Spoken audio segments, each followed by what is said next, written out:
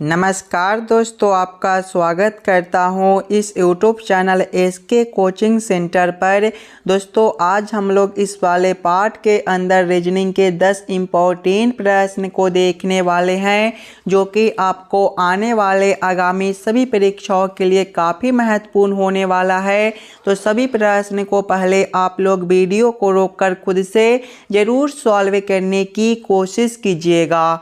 Question number 1 आपको कह रहा है उस विकल्प का चयन करें जो तीसरे शब्द से ठीक उसी प्रकार संबंधित है जिस प्रकार दूसरा शब्द पहले शब्द से संबंधित है। ये जो प्रश्न है ये आपका एनालॉजी का प्रश्न है। प्रश्न आपको कह रहा है जिस प्रकार से सांप का संबंध रेंगना के साथ है उसी प्रकार से हम लोगों से पूछा जा रहा है घोड़ा का संबंध कौन सा शब्द के साथ होगा जो इस वाले क्वेश्चन मार्क पर भरे जाएंगे। एकदम आसान सा प्रश्न है। अगर आप लोग ध्यान से देखिएगा तो सांप से रेंगना लिखा हुआ है। दोस्तों सांप जो है रेंग कर चलता है तो सांप से रेंगना लिखा हुआ है। उसी प्रकार से आगे घोड़ा है।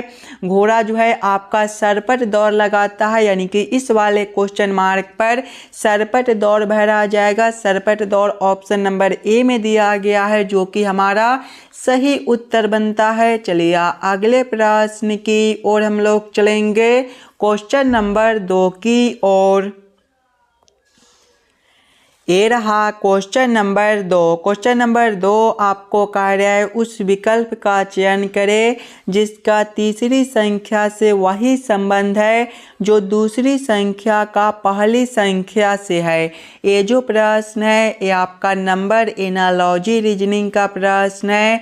प्रश्न आपको कह रहा है जिस प्रकार से 56 का संबंध 30 के साथ है उसी प्रकार से हम लोगों से पूछा जा रहा है 78 का संबंध कौन सा संख्या के साथ होगा जो इस वाले क्वेश्चन मार्क पर भरे जाएंगे। दोस्तों इस प्रकार के प्रश्न आपको सभी एग्जाम में बार बार पूछे जाते हैं, तो इस वाले प्रश्न को पहले आप लोग वीडियो को रोककर खुद से ज़रूर सॉल्व करने की कोशिश कीजिएगा। और जितने बच्चे इस वाले प्रश्न को खुद से सॉल्व किए होंगे वो अपना आंसर जो है कमेंट कर दीजिएगा। सबसे पहले हम लोगों को क्या करना है तो 56 से 30 लाना है। आप लोग अपना दिमाग लगाइएगा। 56 को हम लोग क्या कर दे ताकि हमारा 30 बन जाए। अगर आप लोग ध्यान से देखिएगा 56 को, तो 56 आपका 5 और 6 से मिलकर बनता है और 5 गुना 6 करने पर जो है हमारा 30 बन जाता है। उसी प्रकार से आगे संख्या 78 दिया गया है। 78 जो है ये आपका 7 और 8 से मिलकर बनता है। इसके भी दोनों संख्या को आपस में गुना करेंगे तो 7 गुना 8 करने पर जो है हमारा 56 बनेगा। 56 ऑप्शन नंबर डी में दिया गया है, जो कि हमारा सही उत्तर हो जाएगा। इस वाले क्वेश्चन मार्क पर 56 भरे जाएंगे। क्लियर है। चलिए अगले प्रश्न की ओर हम लोग चलेंगे, क्वेश्चन नंबर 3 की ओर। ये रहा क्वेश्चन नंबर 3। क्वेश्चन नंबर 3 आपको कह रहा है यदि पैट्स को 101 के रूप में और कैट को 49 के रूप में कूटबद्ध किया जाता है तो मेल को किस रूप में कूटबद्ध किया जाएगा। दोस्तों ये जो प्रश्न है ये आपका कोडिंग डिकोडिंग से रिलेटेड प्रश्न है। और जब भी आपको इस प्रकार के प्रश्न देखने को मिले तो सबसे पहले आप लोग ये समझने की कोशिश कीजिएगा पैट से आपका 101 किस प्रकार से लिखा हुआ है, कैट से आपका 49 किस प्रकार से लिखा हुआ है। उसी प्रकार से आप लोग सोचिएगा मेल से आपका क्या कोड बनेगा। अगर आप लोग ध्यान से देखिएगा तो सबसे पहले क्या दिया गया है, सबसे पहले जो है आपका PEARS दिया गया है। ये सभी अक्षर को हम लोग क्या करेंगे ताकि हमारा 101 बन जाए। सभी बच्चे पहले वीडियो को रोक लीजिएगा और अपना दिमाग लगाकर इस वाले प्रश्न को सॉल्व करने की कोशिश कीजिएगा। देखिए पहला अक्षर पी है। अगर हम लोग पी के ABCD के क्रमानुसार लिखते हैं तो पी जो है ABCD के क्रम में 16वें नंबर पर होता है। उसके बाद आगे देखिए आपका ई दिया गया है।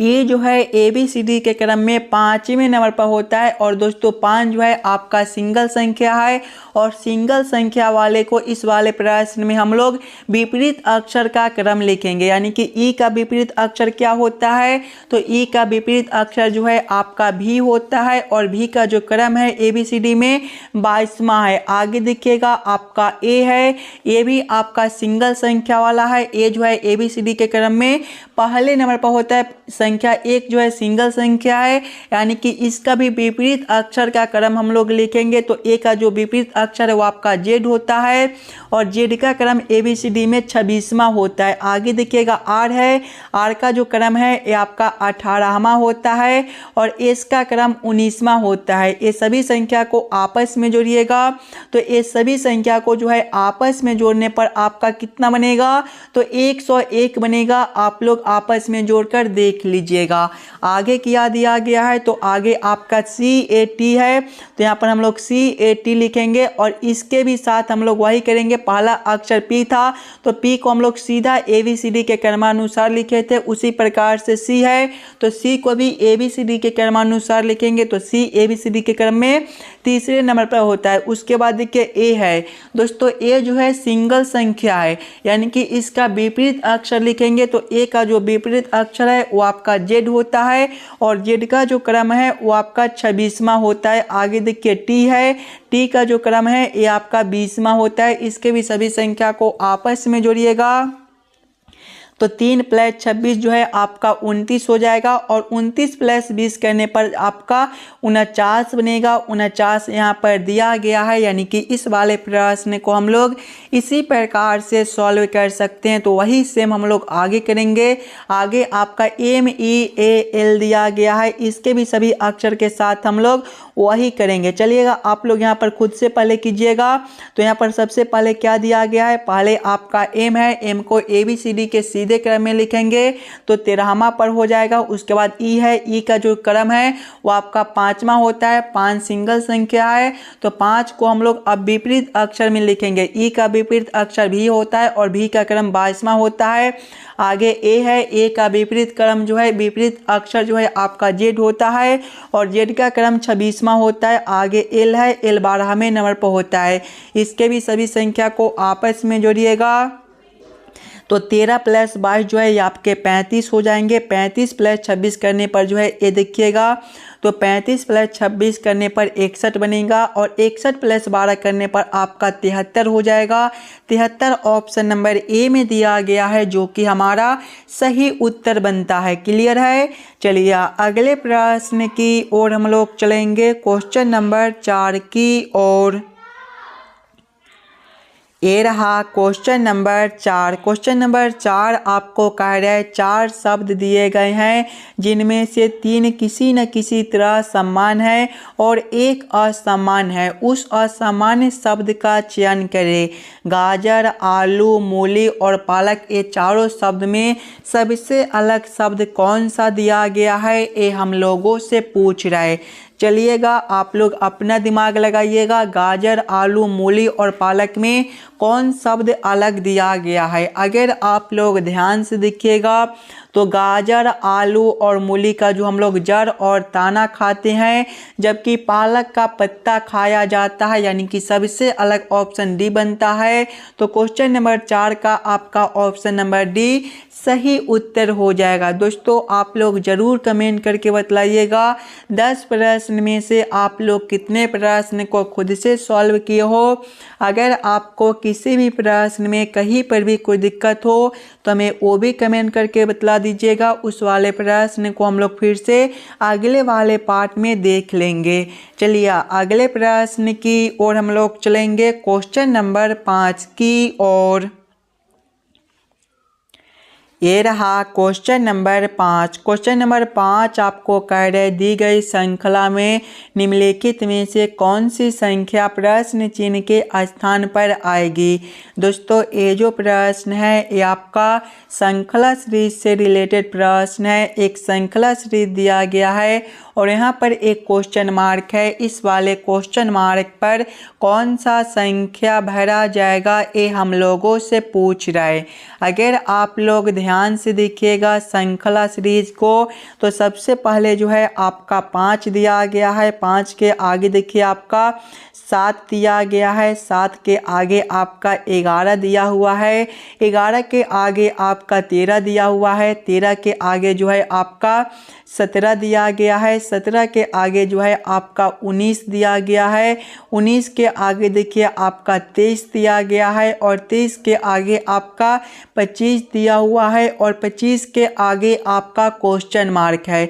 अगर आप लोग अंतर को देखिएगा तो 5 से आपका 7 है, यहाँ पर +2 का अंतर है। 7 से 11 है, +4 का अंतर है।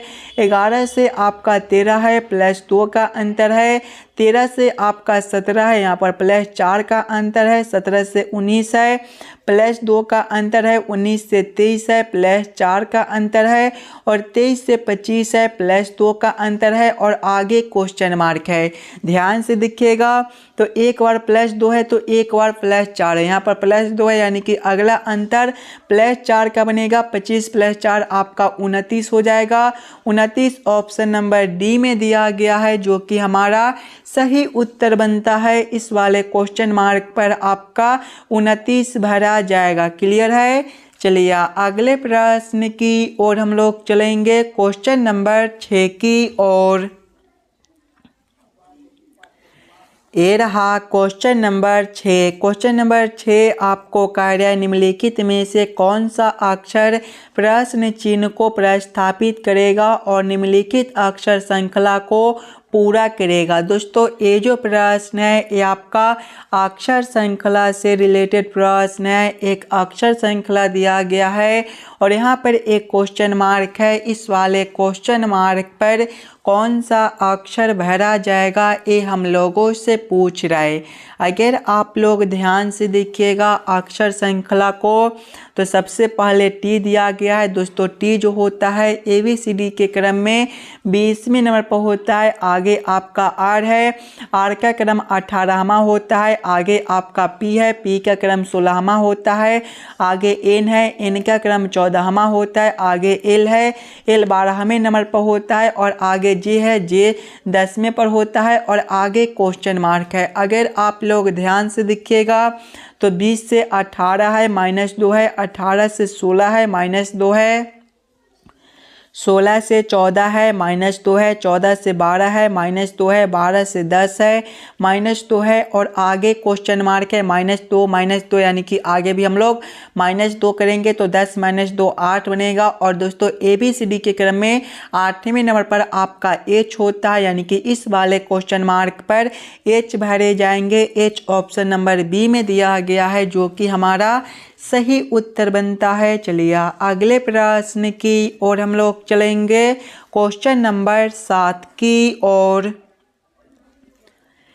ये रहा क्वेश्चन नंबर 7। क्वेश्चन नंबर 7 आपको कह रहे दिए गए पैटर्न का ध्यानपूर्वक अध्ययन करें और उस संख्या का चयन करें जो इसमें प्रश्न चिन्ह के स्थान पर आ सकती है।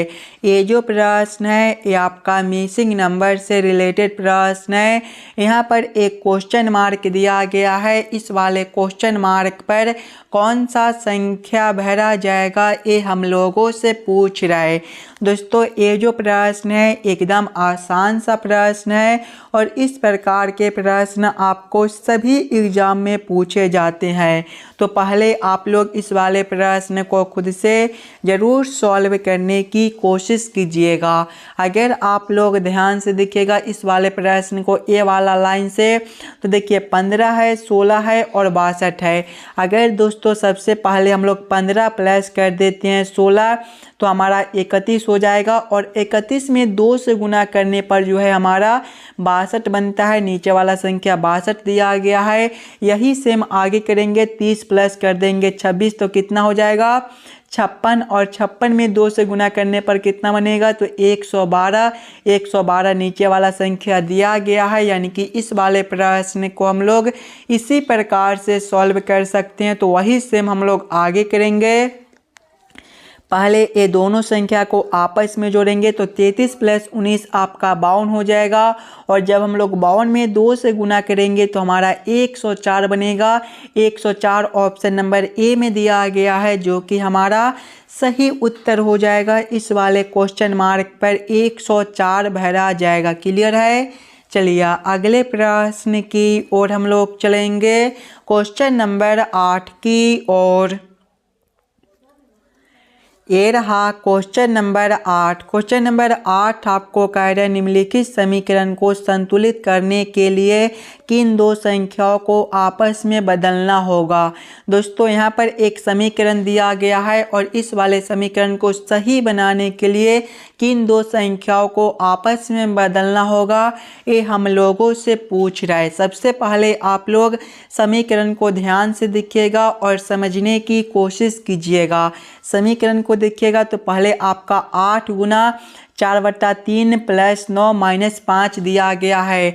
अगर आप लोग इस वाले समीकरण को देखिएगा तो 8 गुना 4/3 है। यहाँ पर जो है गुना आपका पूरा पूरा और भाग पूरा पूरा नहीं लगता है, यानी कि यहाँ पर हम लोग क्या करेंगे कि चेंज करेंगे। अगर हम लोग 4 के जगह पे 3 को रख देते हैं और 3 के जगह पे 4 को रखते हैं तो देखिए 4 से 8 आपका 2 से कटेगा और 2 गुना 3 जो है ये हमारा 6 हो जाएगा। प्लस कर देंगे हम लोग 9 और माइनस कर देंगे 5। देखिएगा 9 प्लस 6 जो है 15 हो जाएगा और 15 माइनस 5 करने पर जो है आपका 10 बनेगा। 10 आपका यहाँ पर दिया गया है, यानी कि इस वाले समीकरण को सही बनाने के लिए 4 और 3 को आपस में बदलना होगा। 4 और 3 ऑप्शन नंबर बी में दिया गया है, जो कि हमारा सही उत्तर हो जाएगा। और दोस्तों आप लोग अगर इस वाले YouTube चैनल पर नए हो तो चैनल को सब्सक्राइब और वीडियो को लाइक ज़रूर कर दीजिएगा और इस वाले वीडियो को ज़्यादा से ज़्यादा अपने दोस्तों को प्यास शेयर कीजिएगा ताकि और बच्चे तक पहुंच सके। चलिए अगले प्रश्न की ओर हम लोग चलेंगे, क्वेश्चन नंबर 9 की ओर। ये रहा क्वेश्चन नंबर 9। क्वेश्चन नंबर 9 आपको कह रहा है उस वेन आरेख का चयन करें जो दिए गए वर्गों के बीच संबंध को सर्वोत्तम ढंग से दर्शाता है। ये जो प्रश्न है ये आपका वेन आरेख वेन डायग्राम से रिलेटेड प्रश्न है। खरगोश पशु और शेर का किस प्रकार से वेन आरेख वेन डायग्राम बनेगा, ये हम लोगों से पूछ रहा है।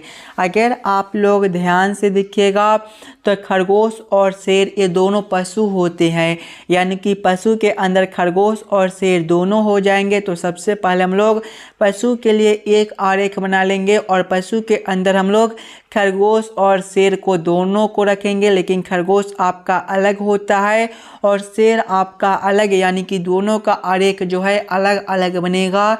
इस प्रकार का वेन आरेख Venn diagram option number B में दिया गया है, जो कि हमारा सही उत्तर हो जाएगा। चलिए अगले प्रश्न की ओर हम लोग चलेंगे, क्वेश्चन नंबर 10 की ओर।